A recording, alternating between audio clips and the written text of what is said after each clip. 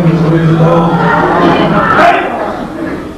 লাখ লাখ শুকরিয়া সেই রব্বুল ইজ্জতের যিনি দয়া করে বাবে রহমতে এই অনুষ্ঠানে আমাদেরকে অংশগ্রহণ করার সুযোগ করে দিয়েছেন। ইতিপূর্বে বিভিন্ন বক্তাদের কাছ থেকে উলামায়ে কেরামদের কাছ থেকে অনেক কিছু শোনার সুযোগ আপনাদের হয়েছে।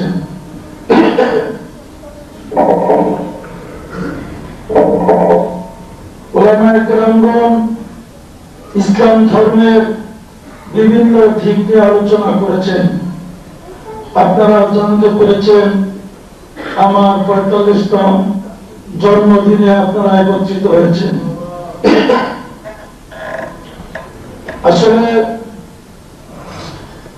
একদিক থেকে জন্মদিন আনন্দের, আবার অন্য দিক থেকে দুঃখের। যখন থেকে আপনারা প্রস্তুতি নিতেছিলেন জন্মদিনের উৎসব করার জন্য, তখন থেকে আমি আরো বেশি চিন্তিত হতেছিলাম কি হবে। আপনারা বক্তাদের কাছে শুনতে পেরেছেন আমার মা স্বপ্নে দেখেছিলেন আকাশে ঈদের চাঁদ উদিত হয়েছে। সবাই চাঁদ দেখে আনন্দে আত্মহারায় ছুটাছুটি করতেছে ঈদের খুশি নিয়ে। মাও ছুটে গেলেন আকাশের চাঁদ দেখতে। এমন সময় আকাশের চাঁদ, ঈদের চাঁদ নেমে আসলো মায়ের কোলে। আসলে কি যে চাঁদ জগতের অন্ধকার দূর করে দেয়, আমি কি কিছু করতে পেরেছি? আমি তো কিছু করতে পারিনি। এমন এক সময় রব্বুল ইজ্জত তার দাসকে জগতের বুকে প্রেরণ করেছেন, যে সময় মুসলমানদের অস্তিত্ব নেই, যে সময় মুহাম্মদ ইসলাম চিরতরে জগৎ থেকে বিলুপ্ত হয়ে পড়েছে। অন্ধকারের মাঝে সমস্ত মানব জাতি হাবুডুবু খাচ্ছে, ইসলামের কথা বলছে, অথচ ইসলাম কি তার অর্থ জানে না। সেই চরম এবং দুঃসময় এই গোলামকে যখন বক্তারা বিভিন্ন আলোচনা করে আমার ভয় হয়, আসলে তো আমি কিছুই করতে পারি নাই। আমার হায়াতে জিন্দেগি ৪৫টা বছর শেষ হয়ে গেল, আমি তো মুহাম্মদ ইসলামের কিছু করতে পারিনি। আল্লাহ রাসূল আমাকে বলেছিলেন তুমি আমার রওজা পরিষ্কার করে দাও, দিবে না? তিনি বারবার বলেছিলেন আমি ওয়াদা করেছিলাম মুহাম্মদ ইসলামকে জগতের বুকে তুলে ধরবো, এজিদ ইসলামের কবর থেকে মুহাম্মদ ইসলামকে আমি মুক্ত করবো। কোথায়? কিছু তো করতে পারিনি। আজকের এই দিনে আপনারা যারা এই অনুষ্ঠানে অংশগ্রহণ করতে এসেছেন এবং দেশের বিভিন্ন অঞ্চলে, বহির্বিশ্বের বিভিন্ন অঞ্চলে যারা আজকের অনুষ্ঠান উদযাপন করতেছেন, সবার পক্ষ থেকে আমি রব্বুল ইজ্জতের কাছে একটাই ফরিয়াদ করব, তিনি যেন দয়া করে সবার মাঝে মুহাম্মদ ইসলামের জাগরণ করে দেন। আমরা যদি মুহাম্মদ ইসলামকে আঁকড়ে ধরতে পারি, বিশ্বের এমন কোন শক্তি নেই মুসলমানদের অত্যাচার করতে পারে। মুসলমান যদি সারা বিশ্বের মধ্যে ইসলামের জয়গান গাইতে পারে, আমরা কেন পারব না? আসলে এজিদের ইসলামের চক্রান্তে, এজিদ ইসলামের কবলে পড়ে মুহাম্মদ ইসলামের রূপ থেকে আমরা দূরে সরে পড়েছি। লাশ যেমন কারো শান্তির কারণ হয় না, দেহের ভিতরে আত্মা না থাকলে সে দেহ রূপহীন আত্মদেহ যেমন কারো উপকারে আসে না, তদ্রূপ ইসলামের অবস্থা হয়ে গেছে। ইসলামের যে প্রাণ, ইসলামের যে সত্তা, ইসলামের যে মূল, তা ছিল ইলমে তাসাউফ, যা বক্তাগণ বলেছেন হেরা ভাই রাসূল অর্জন করেছিলেন। সেই তাসাউফ আমরা ছেড়ে দিয়েছি, সেই মুহাম্মদ ইসলামকে আমরা ছেড়ে দিয়েছি।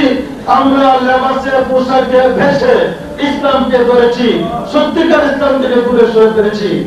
আজকের এই দিনে আমাদের সবার শপথ, আমরা শেষ রক্তবিন্দু দিয়ে হলো শেষ নিঃশ্বাস পর্যন্ত মোহাম্মদ ইসলামকে জগতে তুলে ধরতে চেষ্টা করব।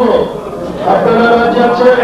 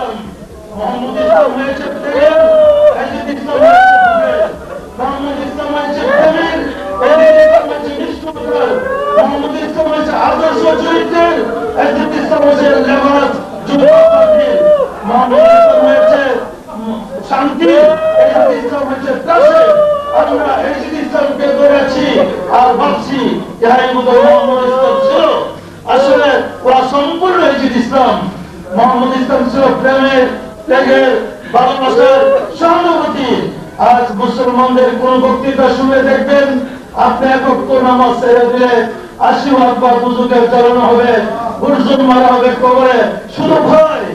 আপনারা জানেন আল্লাহর 99টা গুণবাচক নাম। আল্লাহর গুণ কয়টা বলেন তো? 99টা গুণবাচক নামের মধ্যে একটা নাম মাত্র কাহার, নিষ্ঠুরতা। আর 98টা নাম শুধু গুণের। 98টা গুণ দূর করে দিয়ে শুধু গুরজুল বাড়তেছেন আল্লাহ, এটি আমরা বয়ান করতে শিখেছি। ইহা কিন্তু এজিদ ইসলামের ফসল। আল্লাহ যে প্রেমময়, আল্লাহ যে ওয়াদুদ, তিনি যে মানুষকে পিতা মাতার চেয়ে 70 গুণ বেশি ভালোবাসেন। আল্লাহ আমাদের একদম হৃদয়ের কাছে বসে হাত চালিয়ে দিয়ে ডাকেন, তুমি আমাকে ডাকো, তুমি আমাকে ডাকো, আমি তোমাকে স্মরণ করবো।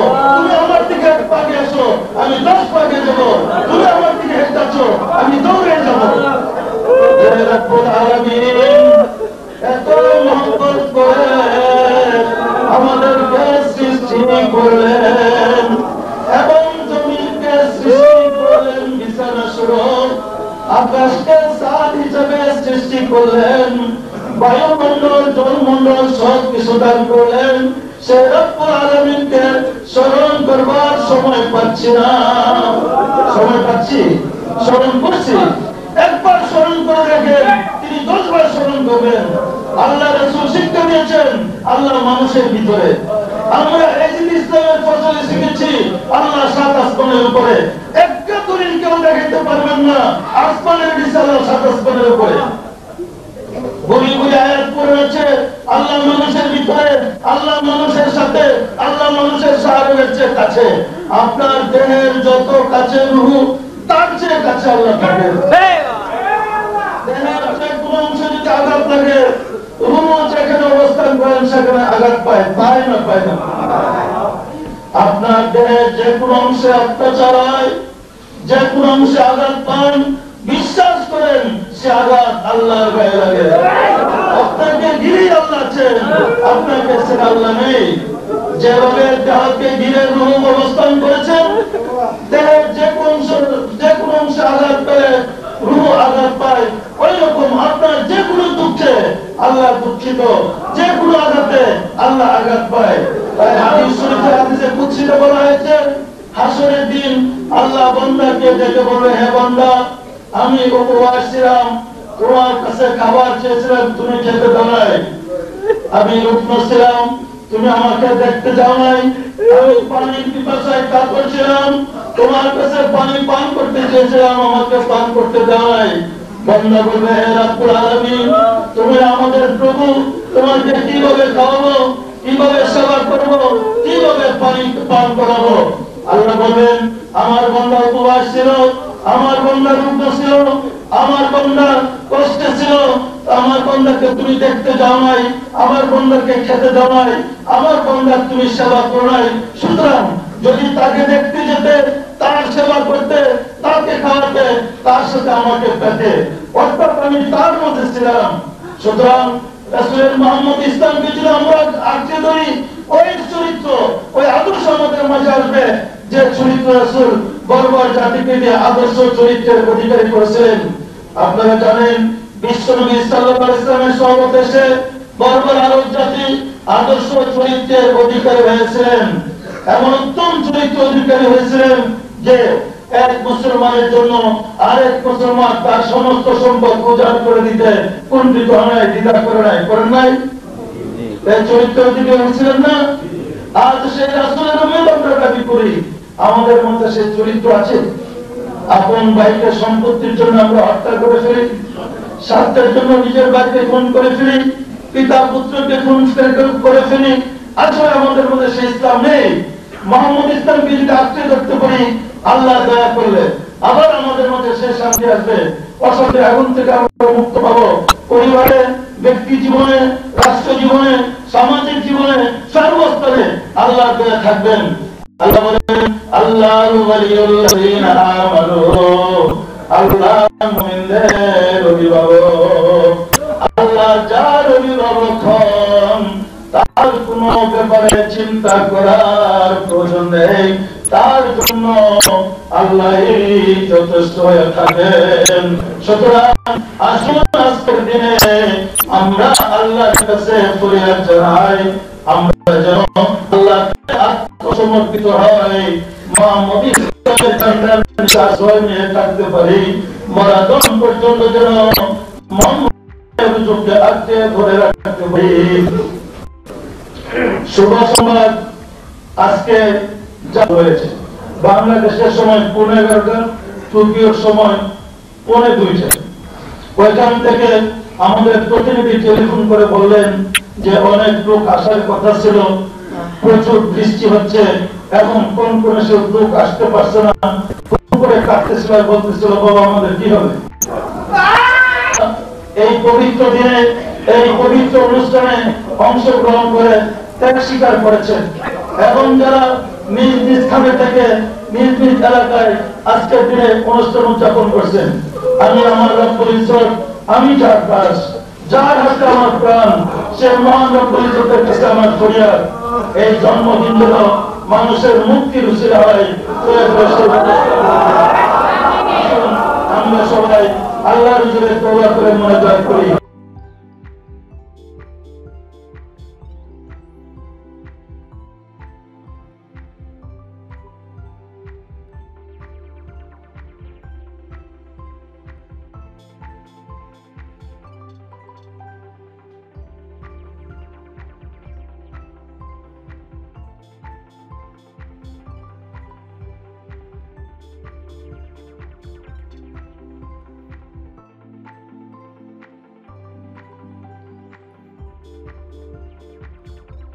الحمد لله نحمده ونستعينه ونستغفره ونعوذ بالله من شرور أنفسنا، من يهده الله فلا مضل له ومن يضلله فلا هادي له. قال الله تعالى في القرآن الكريم وفرقان الحميد، إنا لله وإنا إليه راجعون. أما بعد،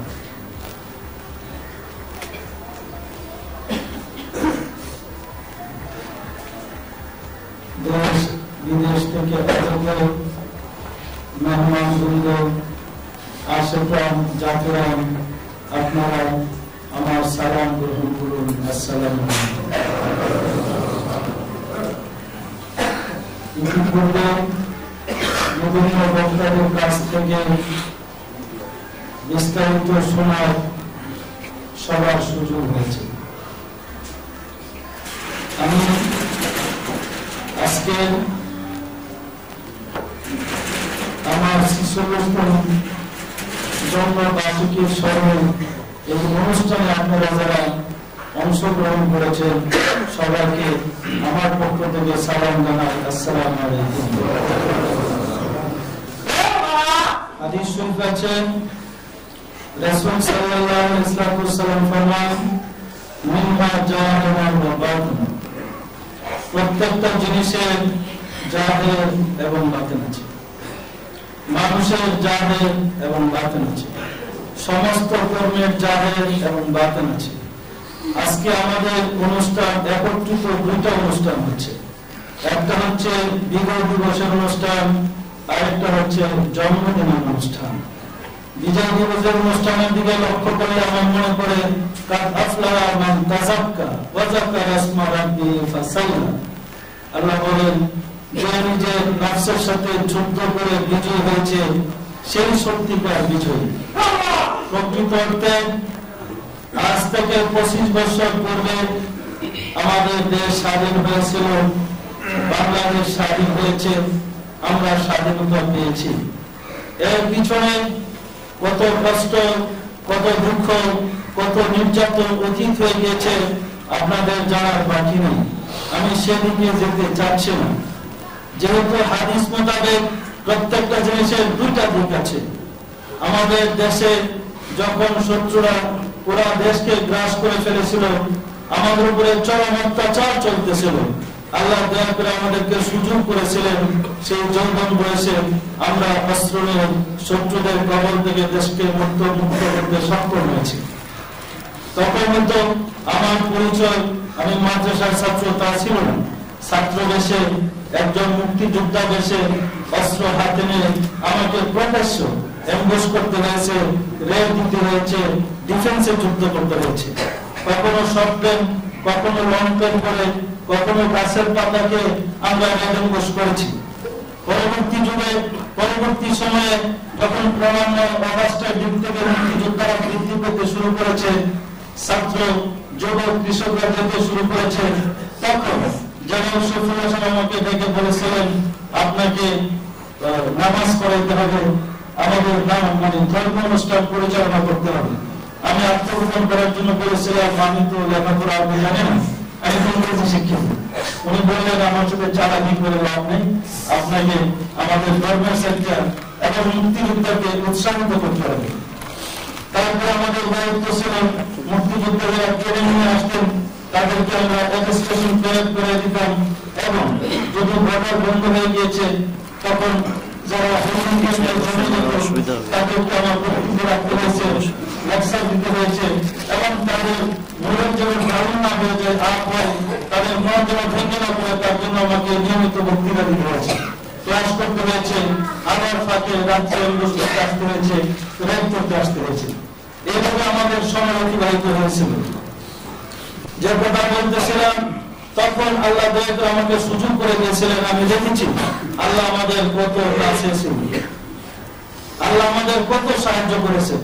আমি বলতেছি, তখন ছিল এপ্রিল মাসের 11 তারিখ। এপ্রিল মাসের 11 তারিখ কোনো মুক্তিযোদ্ধা ছিল না। বাংলাদেশের আর্মি যারা ছিল, বেঙ্গল রেজিমেন্টের যারা ছিল, তারাই পালাইতেছিল। সেই সময় আমরা অস্ত্র নিয়ে বেঙ্গল রেজিমেন্টের সাথে মিশে গিয়েছি। এপ্রিল, মে, জুন, জুলাই পর্যন্ত আমরা ভাবতে পারি নাই দেশ আমরা স্বাধীন করতে পারবো, কারণ আমরা যে মানুষ সে বিচার করার মতো আমাদের অবস্থা ছিল না। আমরা জঙ্গলে ছিলাম, জঙ্গলে থাকতাম, কখনো কখনো গাছের পাতা খেয়েছি, কখনো কখনো অস্ত্র নিয়ে জঙ্গলের মতো এসে ভিতরে ঢুকেছি, অস্ত্র হাতে নিয়ে অঙ্গস করে বসে রয়েছি, গাছের পাতার গায়ে জড়ায় লম্বা 6 ইঞ্চি ঝুল গাছ থেকে লাফ এসে পড়েছে, আমাদেরকে খেয়েছে চোখের সামনে। আমাদেরকে পানি করতে হয়েছে, সেই ইতিহাস বলে লাভ নেই। এইরকম ঝর্ণার যে পানি, লম্বা লাল কেঁচু, সুতার মতো লাল কেঁচু, সেই কেঁচুর পানি আমরা এইভাবে খেয়েছি। আমাদের এমন কোন প্লেট ছিল না যে প্লেট আমরা খেতে পারবো।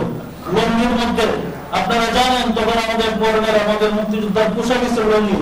এই লঙ্গির মধ্যে 2 চামচ ভাত এবং ডাইলের পানি ঢেলে দিয়েছে, নিজ দেখতে পানি পড়ে গেছে, আমরা এইভাবে খেয়ে নিয়েছি।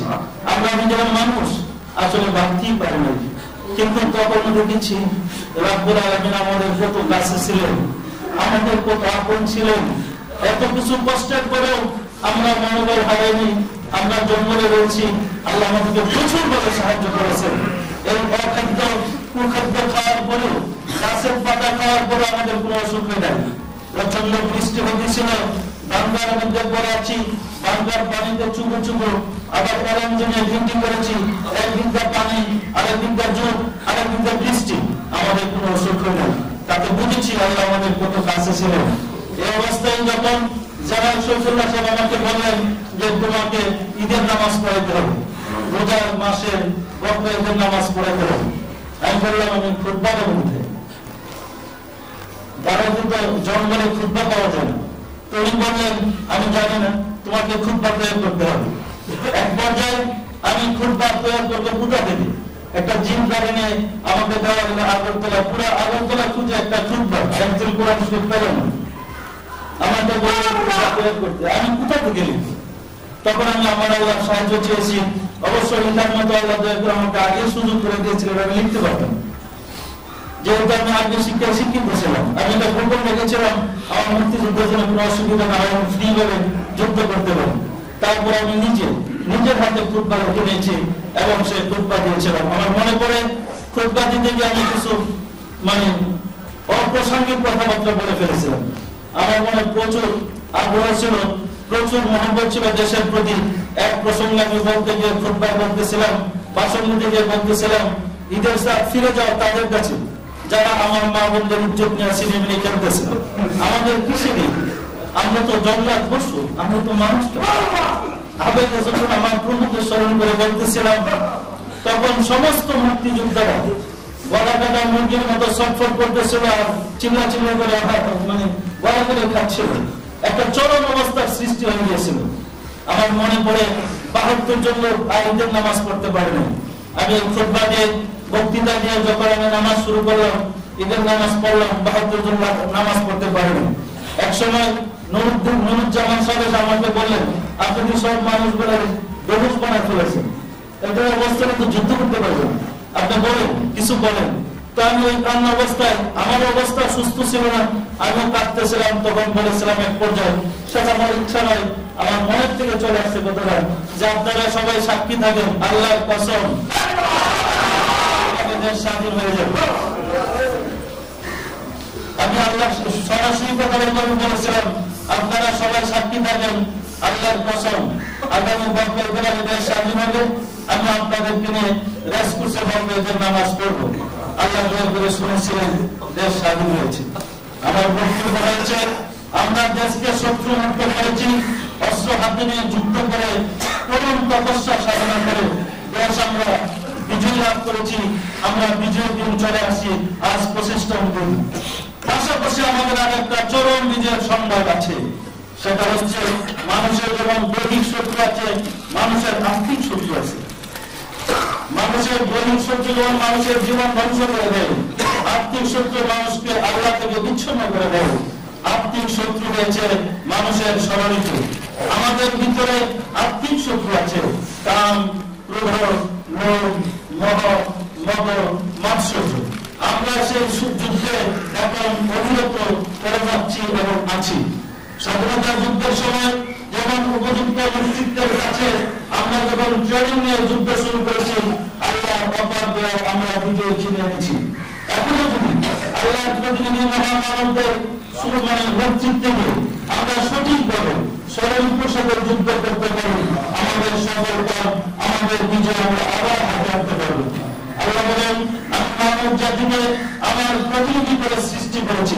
মনে রাখবেন, আমরা আল্লাহর প্রতিনিধি, মানুষ আল্লাহর প্রতিনিধি, কিন্তু ষড়যন্ত্রকারিত হইয়া আমরা আল্লাহর সাথে যোগাযোগ বিচ্ছিন্ন করে ফেলেছি। আল্লাহর সাথে আমাদের যোগাযোগ নাই, বিধায় আল্লাহর সাহায্য আমরা পাচ্ছি না। আমরা যদি নিজের ভিতরের শত্রুকে, আত্মার শত্রুকে, ষড়যন্ত্র শত্রুকে মহামানবদের শিক্ষার মাধ্যমে দূরীভূত করতে সক্ষম হয়, পরাজিত করতে সক্ষম হয়, আমাদের চূড়ান্ত বিজয় আমাদের জন্য অবধারিত। আল্লাহ বলেন, আফলাহ মান তাযাক্কা, যে নিজের নফসকে বিজয় করতে পেরেছে সেই সফল কাম, সেই বিজয়ী। আমরা তখনই প্রকৃত বিজয়ী হব যখন আমরা শরীরের হাত থেকে নিজেকে পূর্ণ মুক্ত করে আত্মাকে পরিশুদ্ধ করতে পারবো, আল্লাহর প্রতিনিধির মর্যাদা লাভ করতে পারবো। আমরা যদি আল্লাহর প্রতিনিধির মর্যাদা লাভ করতে পারি, বিশ্বাস করেন আল্লাহ বলেন আল্লাহু ওয়ালিউল্লাযিনা আমানু, আল্লাহ মুমিনদের অভিভাবক, আল্লাহ মুমিনদের গার্জিয়ান। আমরা কয়জন লোক মুক্তিযুদ্ধ করেছিলাম? হাতে গণলে সব মোট তারার যদি করি 2 লক্ষ লোক হবে না। অথচ যেহেতু আল্লাহ আমাদের সহায় ছিলেন, আল্লাহর অপার দয়ায় আমরা বিজয়ী হয়েছি। কি বলেন, হয় নাই? আমরা বিজয়ী হয় নাই? আবার যদি আল্লাহর দয়ার উপরে নির্ভর করে আমরা যদি সক্রিয়ভাবে সংগ্রাম করে যাই নিজের শরীরের সাথে, চরিত্রের সাথে, আদর্শ চরিত্র গঠন করার মাধ্যমে আমাদের মাঝে পরম শান্তি আসা সম্ভব। কি বলেন, সম্ভব না অসম্ভব?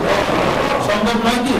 সুতরাং আমাদের প্রত্যেককে আজকের দিনে শপথ নিতে হবে, আমরা যেন আমাদের রিপুর সাথে যুদ্ধ করে, আমাদের শরীরের সাথে যুদ্ধ করে, শরীরকে গায়েল করে আমরা বিজয় হতে পারি। আমাদের মাঝে যেন আল্লাহর গুণ প্রকাশ পায়। আল্লাহ বলেন আল্লাহু ওয়ালিউল্লাযিনা আমানু, আল্লাহ মুমিনদের অভিভাবক। আমি যদি নিজের নফসের সাথে যুদ্ধ করে বিজয় হইতে পারি, আমার গার্জিয়ান আল্লাহ হবে। আমার গার্জিয়ান যদি, অভিভাবক যদি আল্লাহ হন, আমাদের চিন্তার কোনো কারণ আছে? বিশ্বনবী সাল্লাল্লাহু আলাইহি ওয়াসাল্লাম পৃথিবীতে যত নবী রাসূল আগমন করেছিলেন, যত আউলিয়া কিরাম আগমন করেছেন, ওনারা কোন রাষ্ট্রীয় শক্তি দিয়ে ধর্ম প্রচার করেছেন? কোন রাষ্ট্রীয় শক্তি দিয়ে সমাজে শান্তি প্রতিষ্ঠিত করেছিলেন? ওনারা তো একাই ছিলেন, সাথে আল্লাহ ছিলেন। কি বলেন? আমরা যদি আমাদের হৃদয়ে, আমাদের মনে, আমাদের অন্তঃকরণে আল্লাহকে বসাইতে পারি, আল্লাহ সাহায্য পাবো না? পাবো না? পাবো না। সুতরাং আজকের এই দিনে আমাদের সবার সপক্ষ আমরা চরিত্র সংশোধন করতে চাই। আমরা নিজের জীবনকে বিজয়ের জীবনী হিসাবে সমাজে প্রতিষ্ঠিত করতে চাই। একজন মানুষ তখনই চূড়ান্ত বিজয়ী হয় যখন শরীরের উপর হাত থেকে সম্পূর্ণ নিজেকে মুক্ত করে আল্লাহর প্রতিনিধির মর্যাদা লাভ করতে পারে। আসুন আমরা সবাই আল্লাহর হুজুরে তওবা করে আল্লাহর সাহায্য চাই, তিনি যেন দয়া করে আমাদেরকে সাহায্য করেন। আউযু বিল্লাহি মিনাশ শাইতানির রাজীম। বিসমিল্লাহির রাহমানির রাহিম। আস্তাগফিরুল্লাহ من كل ذنب وأتوب إليه يا الله বন্ধন নফসের খাহেশে শয়তানের ফেরেবে প্রকার গুনাহ করেছি, সমস্ত গুনাহ হইতে নিকট তওবা করিতেছি। আল্লাহ কুরিয়া তওবা কবুল করো, গুনাহ মাফ করো। লা ইলাহা ইল্লাল্লাহ মুহাম্মাদুর রাসূলুল্লাহ। সবাই মুনাজাত করুন।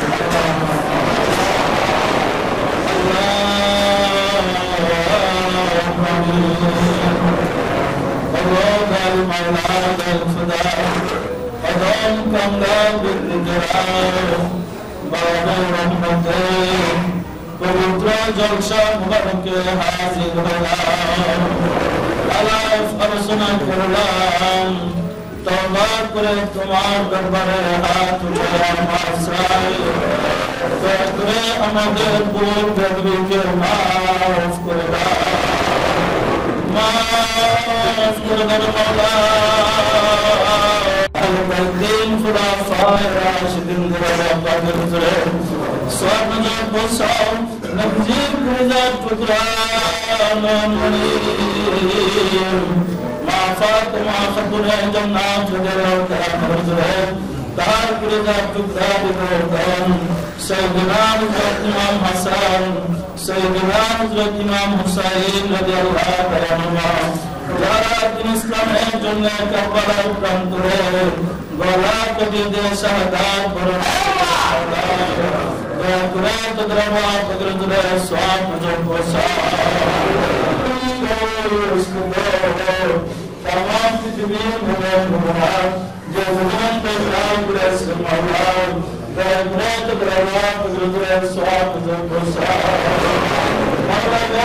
আমরা যারা বিক্ষুব্ধরা তোমার দরবারে আমাদের আপনার ধর্ম পিতা মহাদেবের স্ত্রী শ্রদ্ধা শ্বশুর শাশুড়ি দাদা দাদি নানা নানি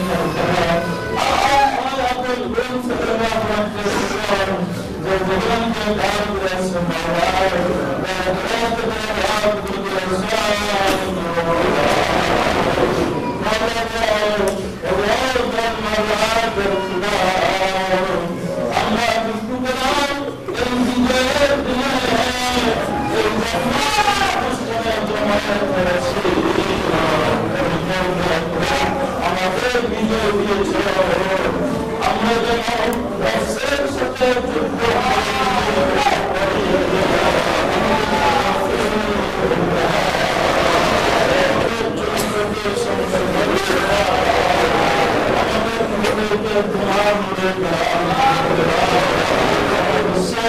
ইসলাম আমরা মুক্তি পেতে চাই আমরা তোমাকে পেতে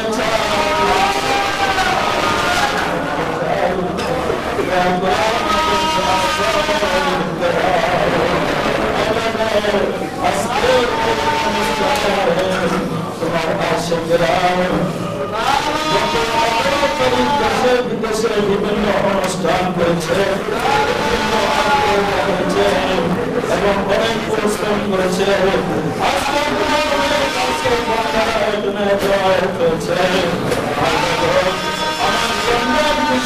যারা আনন্দিত হয়েছে